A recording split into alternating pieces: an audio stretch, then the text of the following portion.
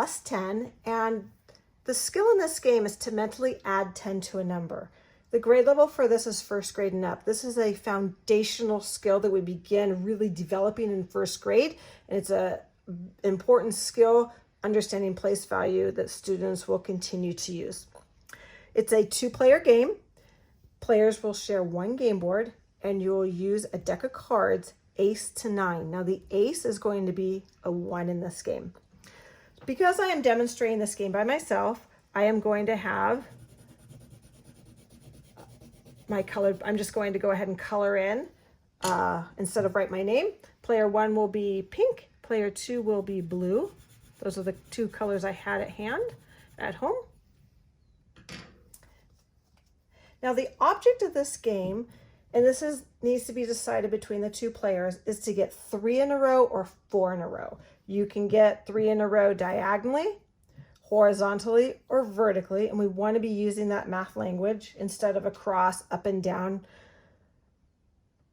Or we could do 4 in a row, vertically, horizontally, or diagonally. Either way is fine. However, the players do need to decide that ahead of time, so that way it's very clear. I think for this demonstration purposes, we're going to go with 3 in a row. So player 1 is going to turn over 2 cards. The 2 is in the tens position, so this is 2 10s and 6 1s, which is 26. Or I do have the option of making it 6 10s and 2 1s, which would be 62. That's going to come into play the more you get your game board filled out. You will want to have 2 different choices. So if I use this 62, I have 62, and if I add 10 more, I can use my hundreds chart, or my 110 chart here, and 62 plus 10 is 72. I can use my chart here. I know that this is 10 going down each row because my first row is 10. That's a good conversation to have, and constantly go back to students, asking them why when we go down 1, it increases by 10. So this could be 72, or I do have the option of making 26 plus 10 is 36. So 26 plus 10 is 36. So really, there's no wrong answer here. They're both available. So I'm going to choose 26 plus 10 is 36, and I'm going to quickly color in my game board, or my square. And it is now player 2's turn. Player 2 will turn over 2 cards. Oh, that should not have been in my deck. And if that does appear in your deck, just move it off to the side, no problem. 7 10s, 3 1s. It's really good to have students say that language. We want them getting that practice to really focus on their 7 10s. I'm going to add 1 more 10. That would be 8 10s, which would make it 83 because we're only changing the 10s. So I could make it 83. Oh, that would have been good if I would have used this other one over here. Oh, well. And 37, 3 10s, 7 1s, 3 10s. I add a 10 as 4 10s. That makes it 47. It's really important to get that language. Ooh, that puts me right here. Because this is player 2's turn, I am going to put it here because I want to get in the way of player 1's ability to make 3 in a row. So that is my strategy move there. Remember, our game that we were playing was 3 in a row. You have the option to play 2 in a row, or 3 in a row, or 4 in a row, but it does need to be decided on ahead of time. And that is how you play plus 10. Oh, and if you do not have a move, when this game board gets filled up, if there isn't a place to put your number, you just skip your turn. All right, have fun, enjoy.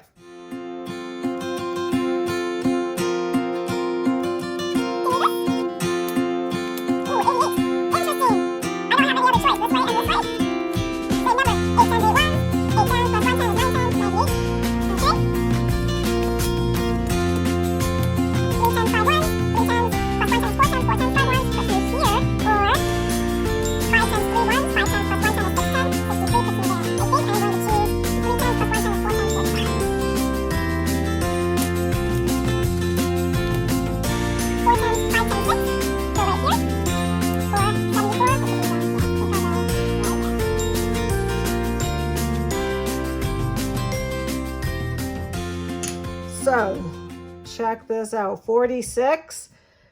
Both players want 46. So a good question to ask is what needs to be turned over? That's going to have students actually working with subtracting by 10 mentally. Or they could do adding with the 36 plus 10. They could use this and say, oh, I just need to go 3, 10, 6 to add one more group of 10. So we would need another 3 and another 6.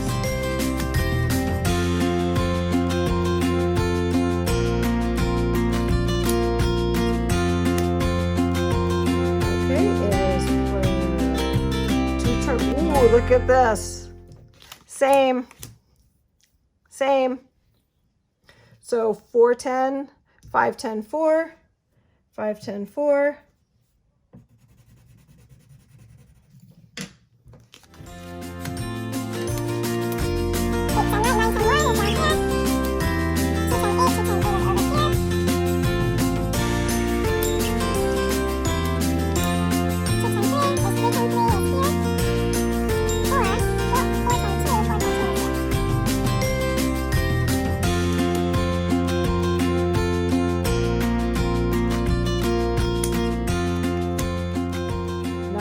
Seven, 9, 10, 7. Woo, stop here. 9, 10, 7. This is why our chart goes beyond the 100 chart, because this is really, really important, because sometimes students have a hard time when they're learning to cross over a decade number, especially in between the 90s into the hundreds, on how that looks and how they write it. So this is why the 10 speaking with groups of 10 is really important. So we have 9, 10, 7 ones, which is right here. If we add that, that's 10, 10, 7, 1. And here you could see the 10 10s, 7 1s right there. So this is 10, 10, 7, 1, or it would be 8, 10, 7 10s plus 1 10 is 8, 10, 9. 8, 10, 9 would be right there. Ooh. So I have some options here. Now, we can't get to this row because we're not working with any zeros. So that is why the 10s, 10, 20, 30, 40, and so forth has been grayed out. So I'm either going to choose 89 or 107. Both of them are really good choices. So I guess I just have to think, will this help me go that way, or this help me go that way? If I go here, I don't know. I think I'm going to go here. But it's good to talk about strategy. Okay? Next up, 6, 10, 3 makes 7, 10, 3. So we have 7, 10, 3 here. Or 3, 10, 6. 4, 10, 6. We have we have a winner. I thought, they blocked, but they didn't only block, they won. So blue is our winner. So you have choices here. You can stop the game. We're pretty early in our game.